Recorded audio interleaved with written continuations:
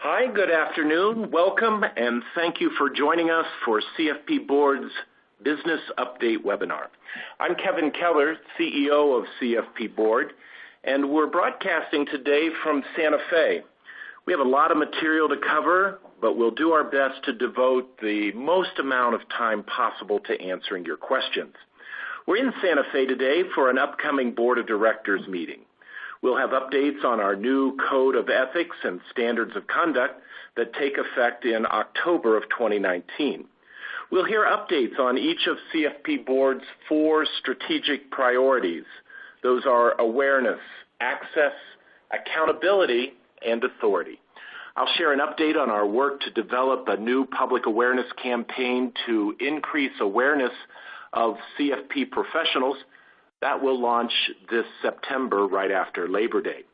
And we will answer your questions. So please share your questions and thoughts with us during today's program.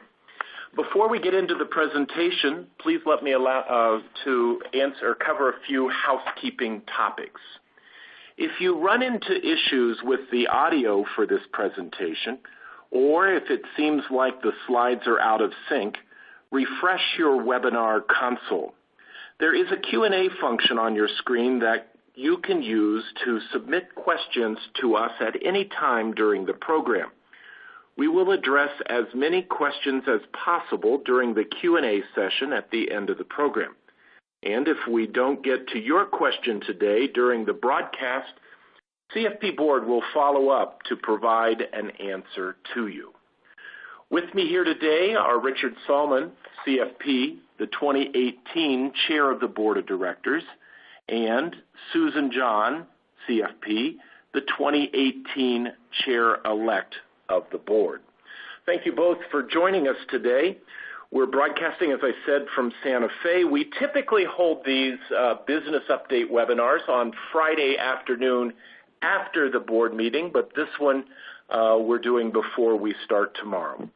Richard, why don't you share with us some of the updates on the agenda for the meeting? Thank you, Kevin. It is my pleasure to serve as chair of CFP Board's Board of Directors this year. The Board of Directors holds 3 regular in-person business meetings each year, and this meeting is the second of our regular meetings for 2018. In late March, we announced the adoption of the new Code of Ethics and Standards of Conduct, which take effect, as Kevin said, October 2019. The new code and standards reflects the input of many people and organizations who provided thoughtful comments to make sure that CFP Board got it right. We created a deliberative and thorough process that included active outreach to gather input on the proposed revision from CFP professionals and the public. CFP Board held more than 17 public forums, convened 2 public comment periods, and received more than 1,500 written comments and hundreds of oral comments. We are grateful to everyone who assisted during this process, which helps ensure that CFP certification remains the standard of excellence in personal financial planning. It is important that all of our CFP professionals have an accurate and practical understanding of their obligations under the new code and standards.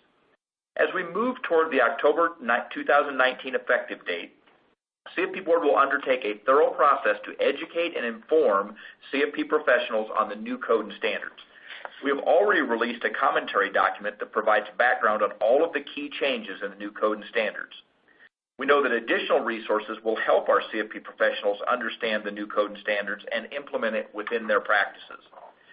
To assist us in doing that, we announced yesterday that we have convened a Standards Resource Commission, which will develop and recommend proposed compliance and related materials for the new code and standards. They will be assisting us with updating documents like our existing sample client agreements and disclosure statements and the development of new material. We set out to assemble a group representative of the many different business and compensation models within the profession, as well as individuals experienced with investment advice, insurance, and other financial services regulations. We couldn't be more pleased with the high caliber of the new commission's members. Here's the current roster of our Standards Resource Commission. Our past board chair, Blaine Aiken, is serving as the chairman of this important group. And we are thrilled to bring together such a distinguished group of individuals with representatives from leading RIA firms, broker-dealers, and insurance firms, as well as consumer advocacy organizations like Consumers Union and AARP's Public Policy Institute. The Commission will hold its first in-person meeting in August and is expected to meet at least 6 times before the October 2019 effective date. While the Standards Resource Commission is just gearing up for its work, staff has already prepared significant guidance materials, including a commentary on code and standards, as well as documents comparing the final code and standards to the current standards of professional conduct and the revised proposal we released for comment last year. CFP Board is also doing something with the new code and standards that it has never done before. Develop a package of content that our continuing education sponsors can use in presenting ethics CE programs. The new package will make it easier for our CE sponsors to present these courses, giving them assurance that their content is accurate and allowing them to focus on high-quality presentation of the material. We are on track to transition our ethics CE programs to cover the new code and standards later this summer, more than a year before the October 2019 effective date of the new code and standards. We will share more details about this transition with you this summer. Hey, Richard, one of the things about this is a big change for us. And in the past, we've had potential ethics CE sponsors call the office. They want to present a program, maybe an in-house program for their employees or their advisors, and they've struggled with, how do I go about creating it? And the nice thing is, we have created the package. So a potential ethics CE sponsor, or if a firm wanted to present that, we can provide that to them, and they can register and become an ethics CE sponsor. I think that it'll be a much easier process and should allow more opportunities for more presenters to be recognized by CFP Board. Excellent. You can find the new code and standards and several reference documents on our website at cfp.net/code. If you haven't already read through the new code and standards, please do so today. It is not a long document. We have consolidated what was previously in 3 separate documents and 23% printed pages, and the result is only 13 pages long, from the introductory statement through the end of the terminology section. I'm still at least somewhat amazed when I come across CFP professionals that talk to me about the fact that they didn't know that CFP Board has been working on a new updated code and standards, let alone the fact that it's already been released. And I encourage you to take a look at the guidance materials available now and keep an eye out for additional resources as we move closer to the October 2019 effective date. The new code and standards are important to CFP Board, the profession, and the public, and the Board of Directors will be monitoring CFP Board's progress in implementing them. Another agenda item for our board meeting that I want to share with you is a topic that Kevin has talked about during a number of past business update webinars: how we can provide a way for retiring CFP professionals to retain their affiliation with CFP Board. We recently issued a survey to get some feedback on a proposal to do just that, with a collective membership status called CFP Board Emeritus. As we explained the proposal in the survey, due to trademark restrictions, CFP Retired is simply not an option. Instead, the individuals will be recognized as Emeritus of CFP Board. To be eligible for membership, individuals will be required to do 6 different things. 1, they would have to be a CFP professional for 25 years or more. 2, relinquish their CFP certification. 3, affirm that they are no longer engaged in financial services activities, with the important exceptions for pro bono work, teaching, and academic publishing. 4, have no financial services licenses or registration. 5, have no public discipline. And 6, pay an annual fee. There would be no CE requirement. Emeritus of CFP Board would be entitled to use the CFP Board Emeritus trademark, receive valuable stakeholder communications concerning CFP Board and the financial planning profession, be recognized on CFP Board's website as a long-standing contributor to the profession, and have opportunities to serve in a volunteer capacity to advance the profession. We appreciate everyone who provided input on this proposal through our recent survey. It was wonderful to see results reflecting great interest in maintaining ties to CFP Board beyond retirement. The feedback we received was generally positive on the Emeritus proposal. CFP Board will be using the survey feedback to develop a plan to implement this collective membership for retired CFP professionals. We know this is important to many of our CFP professionals who have dedicated much time and energy over the years to support CFP certification, and we look forward to sharing more details on this new option later this year. Hey, Richard, let me just interrupt. We should do a shout-out to Ben Coombs because he has really been the person who's continued to nag, I'll say, request, push. And he's been an active proponent. He's been an active proponent. Yes, he has. So, Ben, thank you for sticking with us. And it wasn't just Ben. There's been a larger group. Ben was the organizer. Yeah, he was the community organizer of sorts. Absolutely, absolutely. So now let me turn it over to Susan, who can share some more about the work of that CFP Board is doing to advance our strategic priorities. Thank you, Richard. We've shared with you during previous webinars what we call the 4 A's, a set of priorities that the board adopted in late 2016 that give us a strategic plan for the next few years. Together, we are making progress in creating a recognized and respected financial planning profession.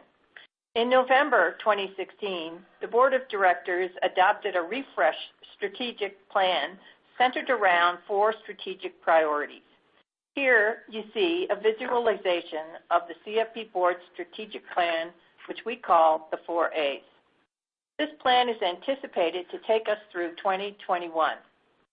All of CFP Board's operations are working to advance the 4 strategic priorities you see here in the center, with those strategic priorities connected to CFP Board's mission and vision. We are now in the 2nd year of working towards our 4A priorities, and I'd like to share some brief updates of what we've achieved and what we have underway. The first of our strategic priorities is growing awareness of CFP certification as the recognized standard for competent and ethical financial planners. Our primary initiative here is our public awareness campaign, which is designed to strengthen the CFP certification brand and increase awareness of CFP professionals. The campaign launched in April 2011 and features paid advertising as well as public relations and media outreach activities that generate what we call earned media. The campaign's annual budget is nearly $12 million, which might seem like a lot to most people, but in the world of advertising, it's just a drop in the bucket. We've been very fortunate in our placement of advertising, and we've invested more than $73 million in the campaign since its inception. In 2017, unaided awareness of CFP certification among our target audience of mass affluent initiators was at 27%, a full 10 percentage points higher than from the campaign's start in 2011. Last year, campaign advertising generated more than 1 billion impressions. We also had 17,350 earned media placements that generated an estimated reach of nearly 10.3 billion impressions and an estimated advertising equivalent value of $94 million. For 2018, we'll be setting the strategic and creative direction of a new campaign, which Kevin will talk about in more detail a little later. Our second strategic priority is expanding access to competent and ethical financial planning by increasing the number and diversity of CFP professionals. The great gains we achieved in 2017 were the result of active candidate engagement through initiatives like our online candidate forum, our win-to-win mentoring program, and outbound calls. Last year saw an all-time high of over 16,900 candidates who created new accounts with CFP Board. New accounts are the first indication we have of a person's interest in becoming certified, so they're an important indicator of future growth. You'll notice that the chart here includes the total CFP professional population as well as a breakdown of our female CFP professionals. 2017 ended with 18,578 female CFP professionals, representing growth of 4.6 over 2016. It was a record year for new female CFP professionals, with more than 1,250 women achieving initial CFP certification. This year, we've expanded our focus beyond gender diversity to include racial and ethnic diversity. The CFP Board Center for Financial Planning has been developing racial and ethnic diversity and inclusion initiatives. Last month, the Center released findings from a related research study, and the Center will be hosting a diversity summit in New York this October. Our third strategic priority is assuring accountability by holding CFP professionals to rigorous standards and by advocating for fiduciary advice, recognition of financial planning as a profession, and effective regulation of financial planners. In late March, we announced the adoption of the new Code of Ethics and Standards of Conduct, which takes effect in October 2019. The new code and standards reflects the input of many people and organizations who provided thoughtful comments to make sure that CFP Board got it right. It is important that all our CFP professionals have an accurate and practical understanding of their obligations. As Richard shared, CFP Board will undertake a thorough process to educate and inform CFP professionals on the new code and standards. And our new Standards Resource Commission will be providing recommendations on guidance documents.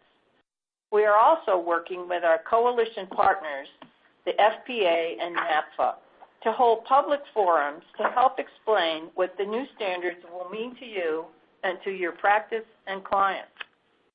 The fourth strategic priority is serving as the respected authority for the profession by setting standards, certifying financial planners, and by advancing the Center for Financial Planning.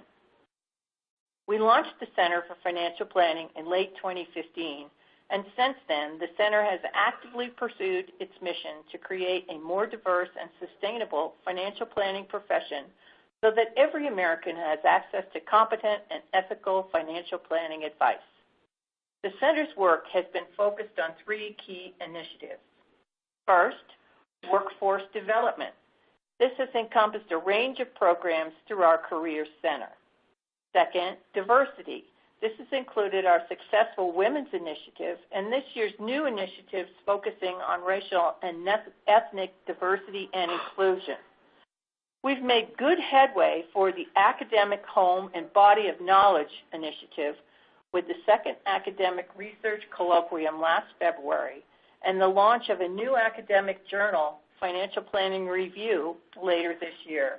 I encourage everyone to take a look at the great initiatives our Center for Financial Planning has launched and consider how you might support its programs.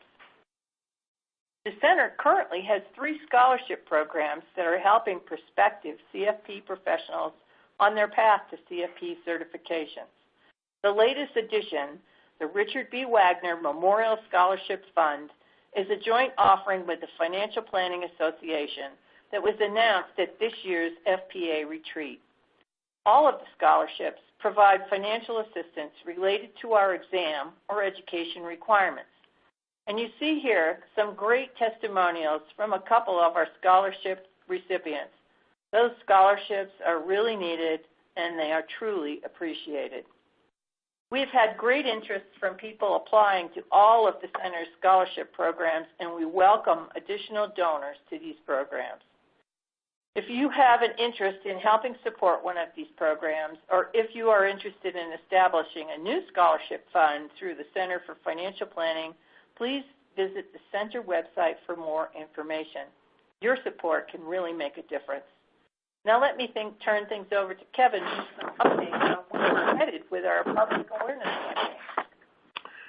Thank you so much, Susan. You know, over the years, we have continued to see that CFP professionals have 2 clear priorities for us.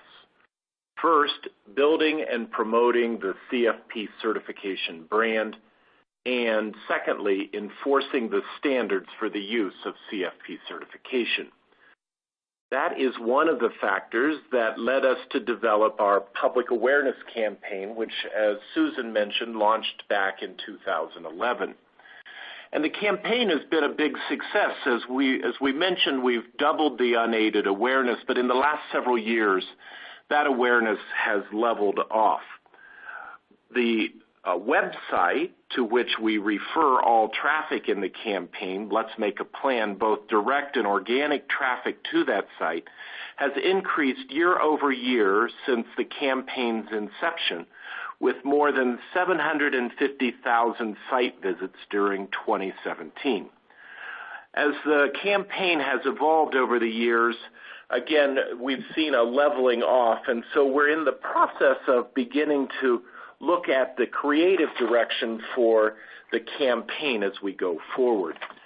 The goal is to deliver an integrated campaign that embraces the value of CFP certification and reinforces its image as a symbol of financial planning excellence and fiduciary advice. We are again taking a systematic and data-driven approach to our campaign, beginning with extensive market research that started last fall. The research agency we worked with is called Heart and Mind Strategies. They conducted qualitative and quantitative research for us, including surveys and interviews with CFP professionals, in addition to consumers in our target group.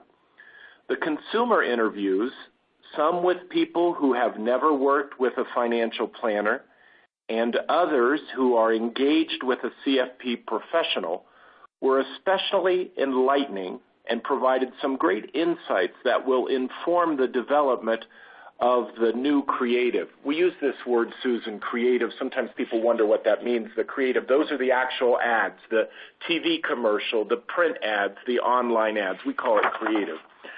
With that research in our pocket, we conducted a comprehensive and competitive advertising agency review. We eventually selected a new agency to work with, and this spring they've been developing and refining their concepts, including testing them with consumer focus groups around the country. The refined concepts and focus group research will be shared and discussed with the Board of Directors tomorrow morning. Next, the agency will be moving forward with the recommended campaign creative, finalizing that, and establishing a media plan and schedule. We are excited and looking forward to launching the new campaign, as I mentioned earlier, right after Labor Day. While we don't have anything right now to share with you, I do want to share some of the findings of our market research, which I think you'll find interesting and give you some indication of where we will be headed with the updated campaign. We know people understand rationally that they could benefit from financial advice provided by an expert in financial planning. Yet, not everyone makes that step. Just as those of you who practice financial planning know that working with your client. Richard, you've told me many times about the irrational nature of your clients. Well, that's interesting, Kevin, because one of the stories I like to tell, I've been a financial planner for over 25 years, and it was about 20 years ago or so that my business partner and I discovered that the number of decisions around money made with logic was so small as to almost be irrelevant. And once you got that under your belt and understood and stopped expecting logical decisions, we were able to more effectively change behavior. Because that's really what we are as financial planners, is behavior change agents around money. You know, Richard, research in client psychology and behavioral finance tells us that there are emotional dynamics, just as you know from your practice, that sometimes prevent people from making smart decisions about their finances. Our consumer research for the updated campaign explored this area with consumers who currently work with a financial planner, as well as those who don't have a financial planner or a financial plan. Here on this slide, you see some of the negative emotions consumers without a plan reported feeling when they thought about their finance, ranging from stress, anxiety, guilt, and sometimes shame. Consumers without a financial plan reported significantly more stress, worry, and anxiety than those working with a financial planner. Consumers working with a CFP professional weren't immune to these types of feelings, but they showed significant differences in some categories. Our research explored some of the factors that may contribute to that differentiation. One area that stood out for us was how consumers view the roles their financial planner plays for them. When we asked consumers why having a CFP professional is important, again, these were actual clients of CFP professionals. When we asked them why having a CFP professional is important, they cited factors like being held to the nation's highest standards, working for their best interest, and being the most knowledgeable and most experienced in the field.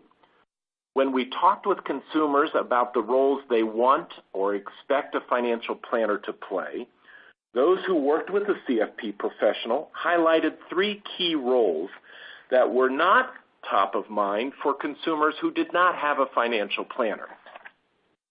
They cited CFP professionals as being counselors, navigators, and partners.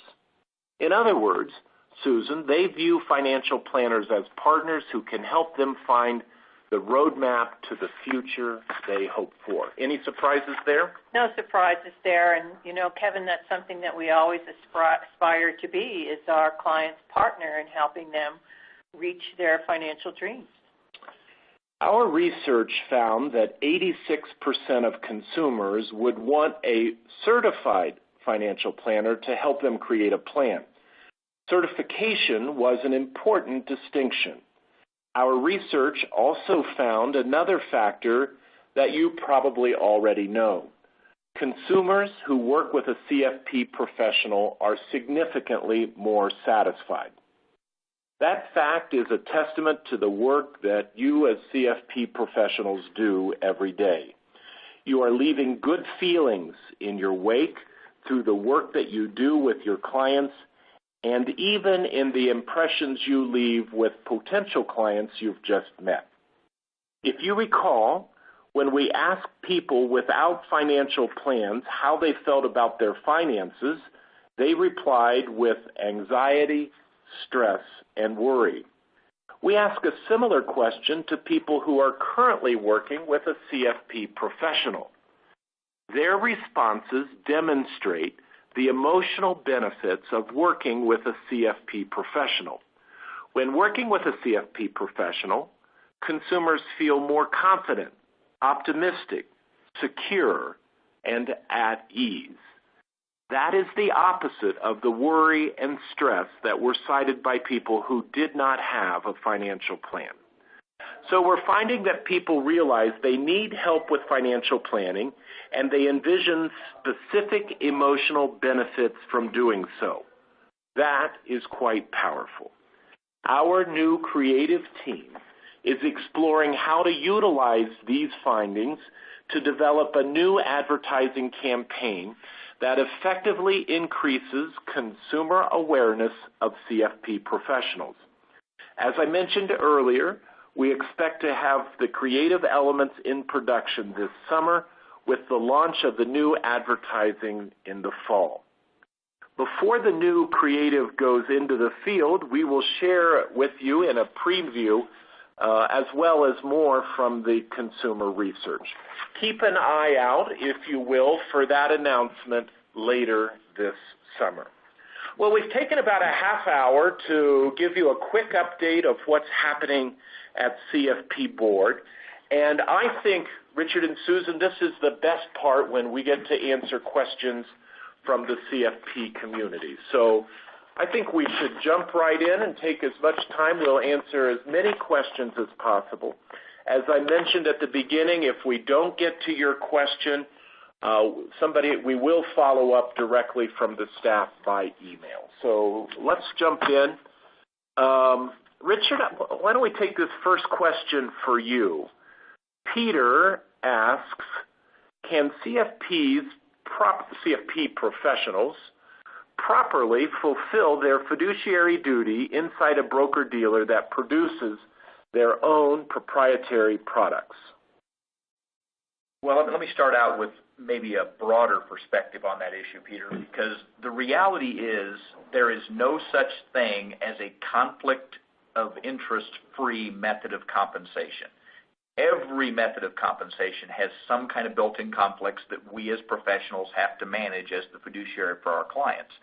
Now, with the issue of proprietary products, yes, there are conflicts there that have to be dealt with, but CFP Board has always believed, ever since we came out with a fiduciary standard for financial planning back in 2008, that you can still operate within a broker-dealer or an environment that has proprietary products and meet that fiduciary duty to your client. You still have to put your client's best interest first in fulfilling that, but we believe strongly that that can be done in that environment. Thank you, Richard. Somebody named Kevin, not me, but somebody else named Kevin has a question, Susan, that I think is best for you. And I'll tell you, this is a question about directionally where CFP Board is headed.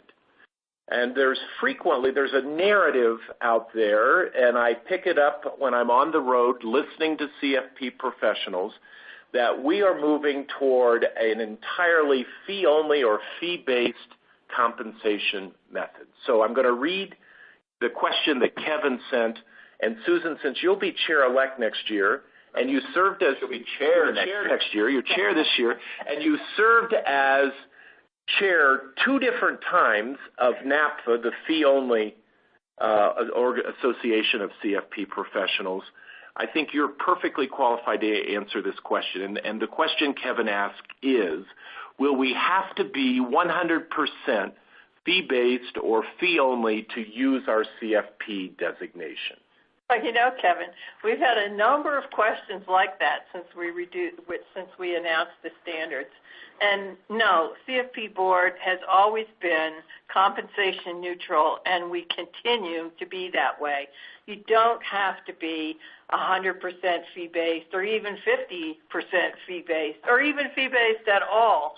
But remember, the new standards require you to be a fiduciary at all times, not only when doing financial planning.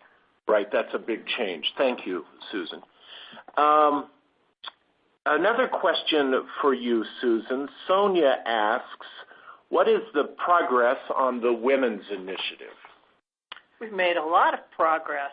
We've had quality engagement in this initiative from CFP professionals, including our WIN advocates, who are helping raise awareness that financial planning is a great career for women. Women still make up only about 23% of our CFP professional population. But at the end of 2017, we ended with 18,578 female CFP professionals, a growth rate of 4.6% over 2016. And as I mentioned previously, 2017 was a record year for new female CFP professionals, more than 1,250 women achieving initial CFP certification. The net increase of 812 women CFP professionals was our highest since 2016. You know, I'd like to also mention, too, we're just in our nominating process for the Board of Directors, and we received over 130 applications for board service, and about a third of those were women, and so I was really happy to see that.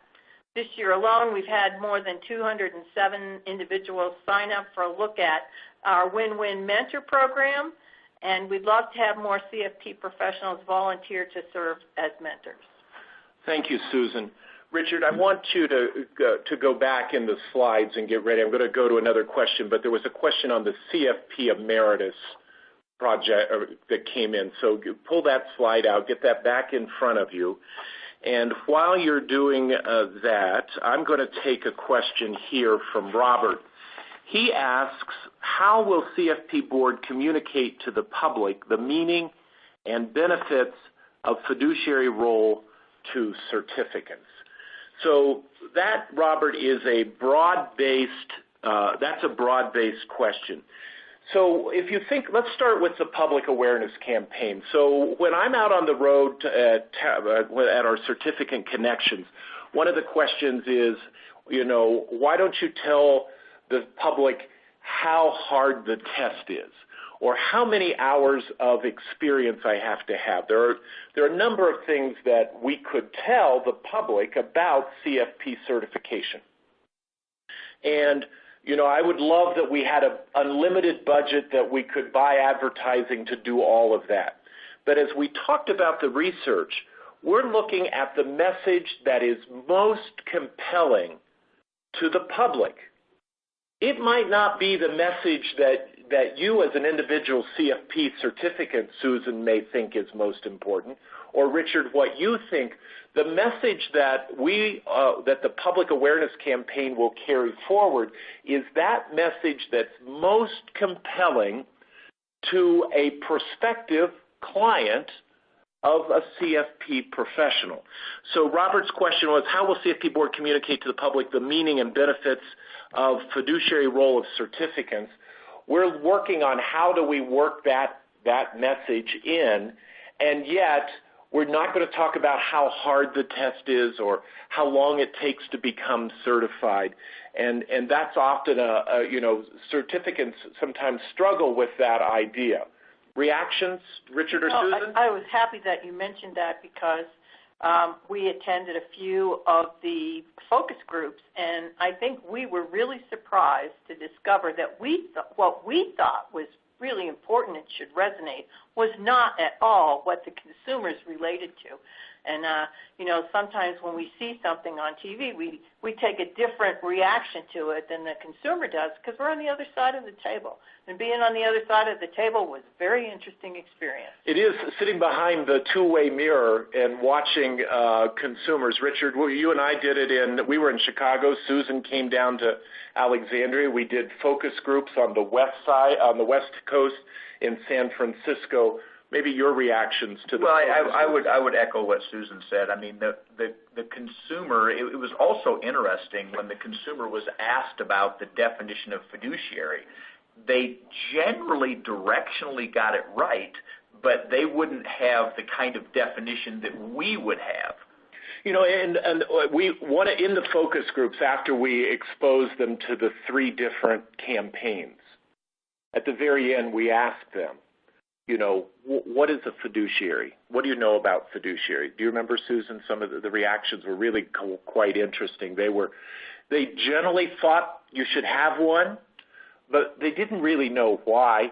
We even had some people who were attorneys, not necessarily securities attorneys, but we had people who were attorneys who should understand the concept of fiduciary, and they couldn't even articulate it. So it is a challenge, I think, for us as going forward, and yet it's something that I think is increasingly on the top of mind of consumers, especially with DOL. Even though it's gone away, it's certainly raised the awareness of the concept of the concept of the term and of the term. But when you ask them if they want someone to act in put their interests first, they get Absolutely. It every time. So, Richard, Mustafa asked a question again. Would you go over those 6 components of the requirements for the new CFP Emeritus status? Sure. And I want to reemphasize, Mustafa, that the purpose of this is to give a way for CFP professionals who've had long, successful careers taking care of clients or working within the profession to have a way to stay engaged with CFP Board without having to maintain their CFP certification. Because as we all know, you have to do your continuing education requirements, et cetera. So there are 6 criteria that we came up with as a board. The first being that you have to have been a CFP professional for 25 years or more. I realize that's an arbitrary number, but that's the one we came up with. Well, and Charles asks a question about that. Why is it 25 years? What if somebody didn't start until they were 50 years old to be certified? So they don't get to retire till they're 75, Kevin. There you go. They can be part of the CFP Board Emeritus project, but they have to work until they're 75. That's exactly. And again, there is no magic in that number. We just felt like that represented a long and successful career in financial planning. And the second one is you have to relinquish your CFP certification. You cannot hold both of these at the same time. You have to affirm that you're no longer engaged in financial services activities. So it's not enough just to relinquish your CFP marks. You also, once again, with the important exceptions of pro bono work, teaching, and academic publishing, you have to stop engaging in financial services activities and not maintain your licenses or registrations. And when we feel importantly, not have public discipline and then pay what we believe is a nominal annual fee for the privilege, because it is going to cost CFP Board money to maintain this. Absolutely. There's a question here. Let's go back. Where Ben asked, this is a question on fiduciary, and so let me make sure I'm reading this correctly. Ben asks, why risk losing so many CFP certificates by adopting and he put in caps, all the time fiduciary requirement? It will be hard, if not impossible, for some advisors to be able to comply. Well, this is Richard again, and I would respectfully disagree that it's going to be that hard for advisors to comply with the standard of putting your client's best interest first anytime you're delivering financial advice. I believe that's completely possible, and I also don't believe that we're going to lose a lot of CFP professionals in the process. The reality is that the consumer, as Kevin mentioned through the Department of Labor initiative around fiduciary, is becoming much more educated. I don't know if the rest of you have experienced this, but I still meet with prospective clients on a regular basis, and I'm now getting asked, not only am I a CFP professional, I'm getting asked, are you a fiduciary? And not only that, they're asking, are you a fiduciary all the time? So there are consumers that are now aware enough and educated enough to know what to ask for. And that, to me, is going to drive the future marketplace for financial planning advice. And that's been my experience, too. And perhaps even more excitingly to me is that they're actually coming in and asking for financial planning, not just for financial advice. They want planning. They are starting to understand the value of planning, and that is really exciting. And the second question they ask is, are you going to work in my best interest? You know, Richard, and this will be not news to Richard and Susan and some of the staff who are here in the room, but I've been out, I'm on the road a lot. I'm sitting in corner offices of all kinds of financial services firms from all different business models. Here's what I'm hearing. Financial planning is winning. And they don't say it directly that way. They'll say things like, there's a trend to advice. How can I get more of my advisors to adopt financial planning? How can I get more of my advisors to become CFP certified? And I think there are three real reasons for this. The first is technology and fee compression are such that the traditional model of just providing investment advice and charging a fee for that fee is rapidly moving toward zero.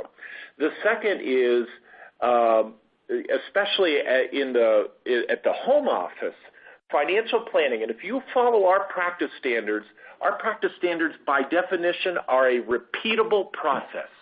There's nothing that compliance people like better than a repeatable process. And finally, I think not only CFP's public awareness campaign, but the work that we're doing, all the other financial services firms, all of the advertising that they are placing on TV is talking about having a plan. Does that resonate with you all? Well, it does. And the other thing that I would emphasize here, as we as financial services professionals providing financial planning think about our future and the future development of our profession and the need for our services, is, there are a lot of things now that consumers could do on their own, and even that we do that we don't have to put the time and energy into, whether it's the research on investments. We've got Google and other search engines that we can immediately find information. Information itself is becoming a commodity, whether it's in investments or any other field. What's going to define the successful professionals of the future, I believe, in any profession, is going to be the ability to modify behavior, help people take actions that they wouldn't take without our advice and our counsel. Because right now, any prospective client can go out and look up the information you're going to provide. but it's how you help them understand it, synthesize that information, and move your behavior that's going to make you successful going forward. Well, and at the end of the day, I think that those of us that work with clients really want to do the best job that we can for them. We really want to help them to get ahead, and most importantly, help them avoid mistakes. Yep. And I think that's one of our highest values. Richard, Robert asks, how can I get involved within the CFP community, specifically the mentor-mentee relationship? Well, you can sign up to be a mentor from our website, cfp.net/win-to-win.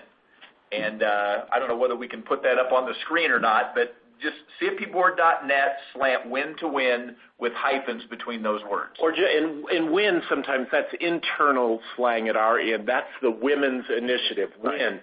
You could probably just Google CFP Board Women's Initiative, Women's Mentor Program as well. There are also many other ways you can be involved with the work of the CFP Board and the Center for Financial Planning, and you can learn more about those volunteer opportunities on our website. And additionally, for networking and professional development opportunities, we encourage all our CFP professionals to consider membership with FPA and or NAPFA where appropriate. Well, that's a good follow-up question. I think you mentioned FPA, and we work so closely with them on the coalition and other initiatives. Stephanie asks us, Richard, what does the future partnership look like with CFP Board and FPA? Well, we've worked very hard for a number of years. I mean, the Financial Planning Coalition with CFP Board, FPA, and NAPFA actually started in December of 2008. So we're coming up on the 10-year anniversary of that partnership, and we've been working together very effectively over that decade. And I can tell you, as chair of CFP Board, I have monthly calls with Frank Perret, who's the president of FPA. I know that our policy staffs meet on a weekly basis to have conversations. Kevin and Lauren Shadle, the CEO of FPA, meet regularly, speak regularly. I know Kevin and I were just out in Denver back in February of this year to meet with their board of directors. And so there's a very strong and effective cross-pollination of ideas between our two organizations, and we plan to work with both FPA and NAPFA in this education process for CFP professionals over the next more than a year as the new standards become effective. Thank you, Richard. Susan, Russell asks, how is CFP Board generating leads for CFPs?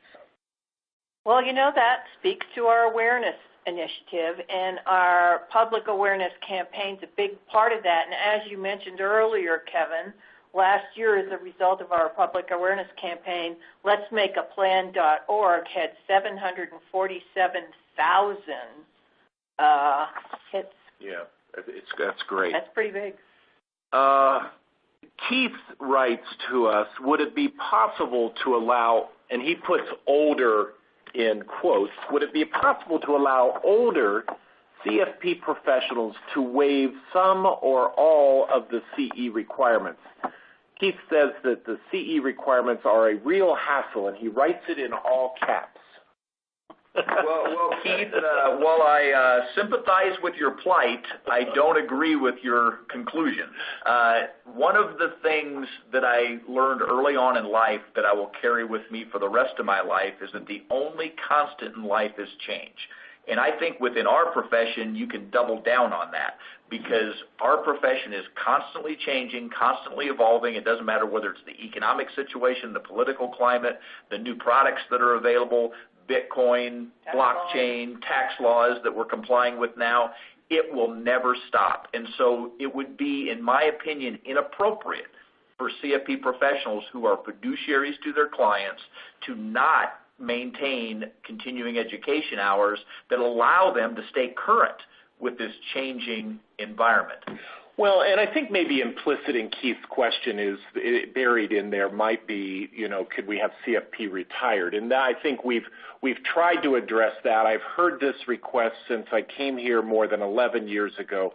How can we recognize the folks who have been so supportive and have been so instrumental in the developing of the financial planning profession? And I think this new initiative that the board's looking at tomorrow, the CFP Emeritus status, is a way for those who have who might be, as Keith says, older and are no longer practicing. But we believe, and it's an important tenet of our certification requirements, that if you're going to use the CFP marks, that you have to remain current and complete all of the requirements. You know, one of the other benefits of our profession, for all of you listening, is the fact that gray hair in many ways equals wisdom. And so as the joke I like to use, when you're a running back in the FPL or in the NFL, you can be a running back for a certain amount of time, but when you're done, you're done. And we have the ability in this profession to scale back our degree of engagement over time if we choose to. But as long as we're serving clients, we have to remain proficient. And that's really why, as we looked at and as the board discussed the requirements for the CFP Board Emeritus status, it is that you're no longer serving clients. If you're serving clients, you should be certified. If you're not serving, we have more CFP professionals over 70 than under 30.